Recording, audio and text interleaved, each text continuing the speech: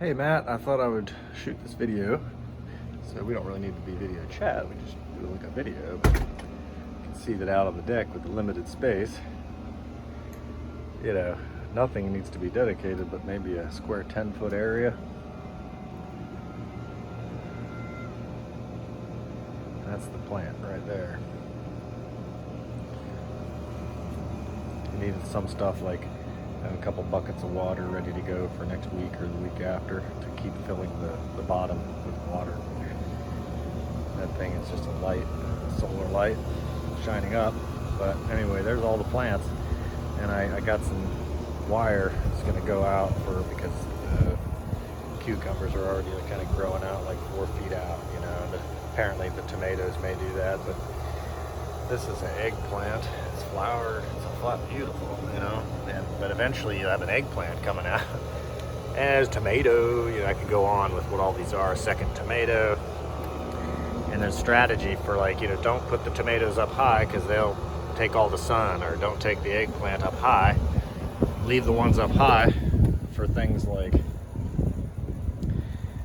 chard that grow upward and stay pretty contained. Like right now I can pull this guy off and eat that. I mean, I can eat take about 10 or 20 of these leaves and eat a ton of like chard, and there's the kale that's growing, and there's lettuce, like an exotic lettuce, and arugulas, there's like 3 of them, and more kale, a couple of them, and there's the lavender. It's beautiful, you know, and they smell amazing, and thyme. So, and here's a red pepper. It's like, I think 3, it's like 3 or 4 of them, but that's the big one. That's after 30 days, basically. This is 1 month, so I got black beans growing. Whether or not they make black beans, I don't know. Cabbage, 2 of them. Plants, and apparently cabbages, or I'm sorry, this might be broccoli, because I don't know which is which, but they may both be cabbage or both be broccoli, but apparently broccoli leaves can be eaten like kale. And so we can go on and on with the exotic lettuce there. And again, the thyme around the back end, and some kale. And there's the mint. Apparently I gotta pull this out and keep the roots. See, if I pulled this cup out, which is a little tricky, I'd have to get a little tool I have.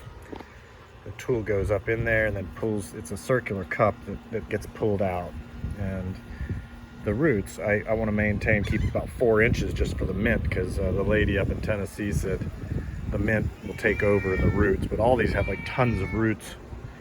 So eventually the roots fill up the whole thing. It's just like massive amounts of these white roots that neither here nor there for you and I in the introduction, but down the line you would see.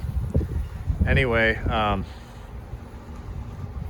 think that's probably a pretty good intro, and eventually, soon actually, I'm going to be putting some anti-bug flower. This is a type of flower, I think they call it a marigold, and I sprouted one of them. I'll put it in one of these holes, but I need that second tree because I don't want to get rid of any of the plants that I already have. But this is about the amount of area I use for. I may make it a little bigger, but it's like cabbage plants. It's like spinach right there. There's the marigold sprout, 2 of them. There's I sprouted my own from sage. That's a tomato. There's 3 strawberries. The basil. I'm just waiting for the new tree to get all the basil rolling. And then more lettuces, and here's just some other things I'm not doing anything with. So I think that's probably better than tying up with a Facebook thing. All right, man. Well, enjoy. Bye.